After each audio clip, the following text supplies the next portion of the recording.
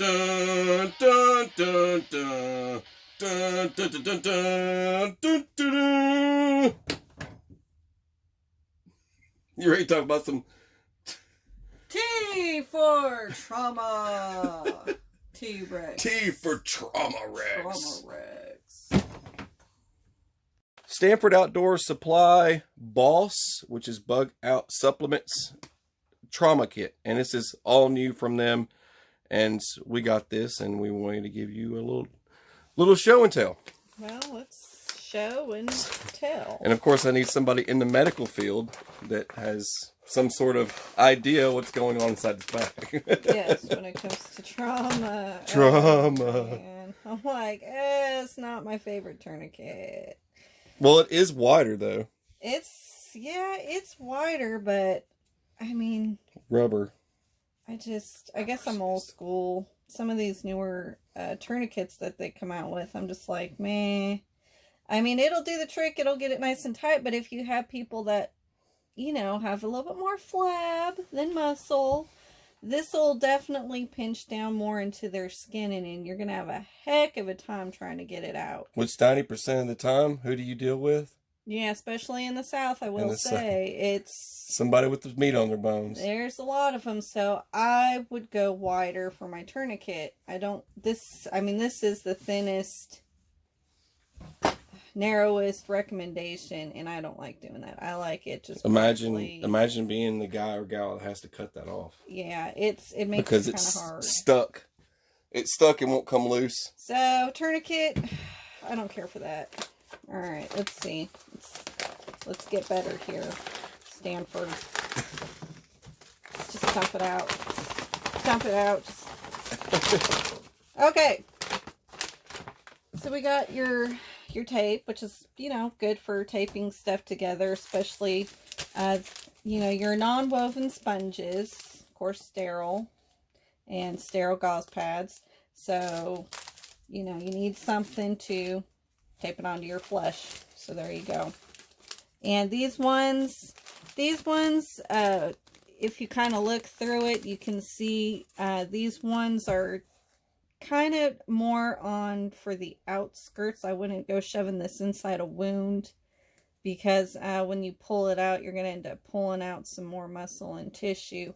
The smoother surfaces, like your non-woven, these are good especially for burns. Because you won't have that grittiness, so when you pull it out, it won't rip your new tissue, like I said. So these are good for the outside, and then this is good for just kind of soaking up the blood if it's gushing out, and just kind of applying more and more bandages. Pressure elevation is the key, people. All right, so Sharpie's good for date and time. Yeah, date and time of your tourniquet. And I mean, I was taught as a medic to do it on their forehead. So, but they have these fancy tourniquets now where you can date and time on the tourniquet itself. And with the rat T, they do offer like this white location on here because this is a rat tourniquet. But that thing is probably going to get bloody anyway. So it's going to get really bloody. But I always suggest just do it on the forehead. Doctors can see it right away. Yep. Big old numbers, and there you go. So yep. You can also draw like little happy or sad faces or whatever. Give them the Sharpie. That's right. Keep themselves entertained. So there you go. There's your Sharpie. Now we got some. Those are good to have. Different type of scissors. Stats. Are these stats? These ones are good for seat belts. That's what we usually are. Shears, seat belts, just cutting clothes off, and without damaging the skin. If someone's watching this and you don't have any experience with these definitely help keep you from ripping up any more skin. So that's the purpose of that. And these are pretty sharp, but yeah, clothes and seat belts. These are good for if you need to like maybe pull a chunk of something out of somebody, or if you happen to have a little suture kit too, but This doesn't come with the suture kit, I don't think so. No, it's not for suturing. No, so it's just forceps. It's just good to pull stuff out, basically. Unless it's really embedded in like an eyeball or something, you don't do that. There's some things that you shouldn't dislodge because it'll just create more bleeding and gushing, but tiny little objects, yeah. Like I guess a bullet. If you want to go all crazy and just, let me get that bullet and dig it out of your thigh. Anyways. So we have a high strength pressure bandage tourniquet. And these things are great because it applies, not only you get a little tourniquet, but it also is applying that pressure directly onto your wound. So, especially if it's kind of like a bigger area and you got small mitts like mine and you don't got much pressure. I love the Israeli bandages. So they just give you simple instructions. Just rip it open and just start wrapping it around. Yep. And it'll start applying pressure because it's elastic. So it's kind of like a sterile ace bandage. A little fancier. Those are great. I mean, even if you just carry just that around, I mean, it'd be good to have on you. Yep. And yeah, those we already covered. We covered scissors. And of course, sterile glove. Body substance isolation. It's always #1 priority besides scene safety.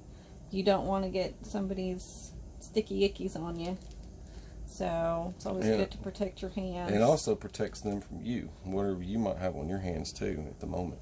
Just at last minute, surprise, someone's bleeding all over the place. What do you do? And then you've got gloves to put over your hands to protect your stuff from them. They're large, so infection. Me, myself, larges, it would be useless. That I couldn't grab or do anything, so I would have to pack smalls because, like I said, it's just, there's too much wiggle room and the glove would fall right off my little hand. So just be aware of that. Somebody with a smaller hand, you're just going to have to change those out. Okay, so we have the combined pad. This thing's just a little bit thicker than your typical, sterile gauze pad. And there's a blue line down the middle that helps, let people know that your pad's saturated, basically. If it's more of a clear fluid substance or plasma on a burn victim, and you see that blue line's disappeared, oh crap, that thing's completely saturated. You better change it out or you're going to get a nasty infection and bacteria buildup on that person's wound. So that's what these two are good for. And you just have your little thin non-adherent pad, so that way it just won't, like I said, stick to the person's skin and kind of rip out that tissue. And next we have is your Celox. Now, good old quick lock. On here, it says, for minor cuts, lacerations, and abrasions. Now, don't go shoving this on somebody who's, trickling blood. Because, guess what? That doctor has got to scrub this stuff off their wound, and it's not going to feel good. Because they tell you right here, it's for blood-thinning drugs, basically. Warfarin or Coumadin. Heparin, not so much really on the outside. That's more in the hospitals is where people get their heparin. But I don't know if anybody's ever seen anybody bleed when they're on Coumadin, especially. It's just crazy how much they'll bleed and bleed and bleed and bleed. So that's something that they're recommending you would use this to do, not just somebody who's barely bleeding. So please don't just go shoving this on somebody's open wound and, they're not gushing. So that goes back to people out there. It's like, just use a tampon or this and that, when people don't realize it causes infection and you still have to scrub the area out. Yeah. Yep. So then we have your typical steri strips to help close up that skin. So if it's, a very narrow laceration, you just, take your skin and it just helps reinforces the closures, and you just pull it taut across. And there's more videos like on Dr. Bones if you want to see exactly how this stuff's done. But that's pretty much it. It's just pushing that skin close together to keep crap out of the wound. It's another good item to have. Mm-hmm. And then just your little gauze bandages that you just do wrapping around. Basically, it helps, you know, keep pressure, and it helps keep stuff out of the wound until, you know, they go to whatever location they need to go to. And then the smaller one for like your digits and stuff too, especially if you come across a burn victim and their fingers or their toes have been burned badly. If their skin's even slightly together, it will fuse together. So it's good that, you know, you just wrap this around each individual finger so it doesn't stick together. You might need that razor for the steri strip, probably. Well, yeah, and last but not least, I was gonna say, here's your razor, like you said. Because there's some hairy people out there. There are some hairy people. Some people look like they have a wool coat on with their shirt off. So you got to do something about that. But it would be more also for AEDs, even though we usually what we usually do is we take the extra AED pads and we use that as a wax job. Yeah. Nobody really has time to sit and shave. I don't really see razors being really even used in the hospitals nowadays, just because when you do the razors, you're still exposing skin to I knew a guy that was funky, man. We got pulled over in California because he was riding in the truck bed. Mm-hmm. And, you know, the cops, like, and I'm freaking out. I'm like, oh, man, why am I getting pulled over? And he pulls me over and says, hey, he's like, you know why I pulled you over? Was I speeding or something? He said, no, this guy needs to put a shirt on. I just looked at him. It's like, he goes, man, that just ain't right. Oh, it would take more than this little baby to. Some folks out there Just need a razor. I'm just naturally I'm wearing a wool shirt. All right, so these kits, this trauma kit, I didn't want to say it right in the beginning because I don't want people to go, oh Lordy mercy. But these trauma kits are $55 by themselves, and I think it goes into types of things purchased along with these, like rat tea is what's hot on the street right now, and everybody just loves these things. So stuff like, yeah, and you know what I mean? They're hot on the streets. People love stuff like this, and you say, oh, well, you got the newest, latest, and greatest thing. So what happens is some stuff starts to add up. It's just like steri strips. They're pricey. If you look them up, you try to buy them by themselves. They're expensive. If you try and buy a one of these are like 15. 15. Yep. Yeah. Just a decent tourniquet like the ones that you and I like, the Velcro with the twist, that kind of thing. So those are 20 usually. Those are usually 20. You know, 14 to 20. Yeah. Roughly. Now 14, you're getting a cheaper version of it, but you know, this stuff adds up. Prices like this. I mean, something like this, these can be $5. So that's something you can do without, to be honest. I'm just saying the items that are in here, there's a reason why it's $55. But if you wanted to save money, I'm just showing what all you actually would really need in a trauma kit. I mean, you don't need tape, to be honest. Whoa, hey, go get my tape. It's right here. Didn't roll far.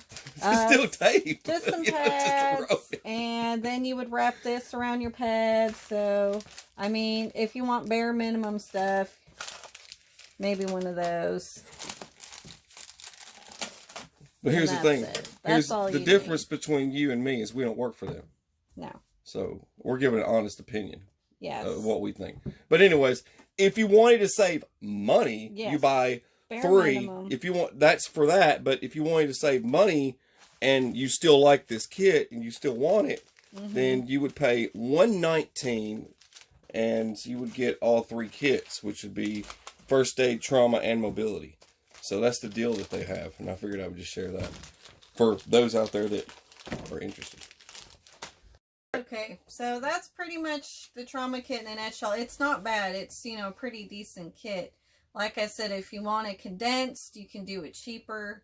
And if you want more, it's always good to stock up on more gauze and stuff. But you were saying it's better to buy the bulk. Yes, it's $119 gets you all 3, and all 3 together are massive because this was a, what size kit was this? This was a 26-piece kit And from 26-piece kit, you have all the others, which we're going to cover in the next couple of weeks. We're going to cover the other 2 kits. So because this alone would probably just be fine for one individual, but if you have a family, you definitely this would be a great IFAC for somebody. That's a individual first aid kit basically. So yeah, but they sell just the IFAC. I think it's like $40.